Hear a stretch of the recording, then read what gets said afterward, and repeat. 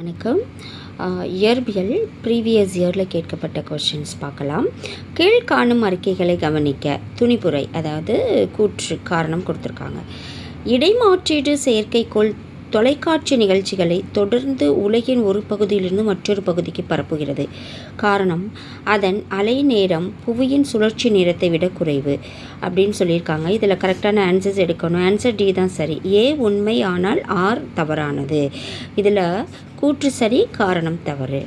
அடுத்து கீழ்காணும் அறிக்கைகளை கவனிக்க, அதுவுமே கூற்று காரணம் தான் கொடுத்துருக்காங்க. செயற்கைக்கோளினுள் இருக்கும் ஒரு மனிதன் எடையற்றவனாக உணர்கிறான். காரணம், புவியினால் ஏற்படும் ஈர்ப்பு விசையானது மைய நோக்கு விசைக்கு சமமாகும். இதில் எது கரெக்டுன்றதை நம்ம பார்க்கணும்.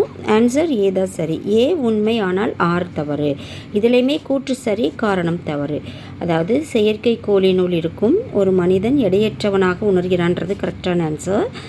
காரணம், புவியினால் ஏற்படும் ஈர்ப்பு விசையானது மைய நோக்கு விசைக்கு சமமாகும். நன்றி.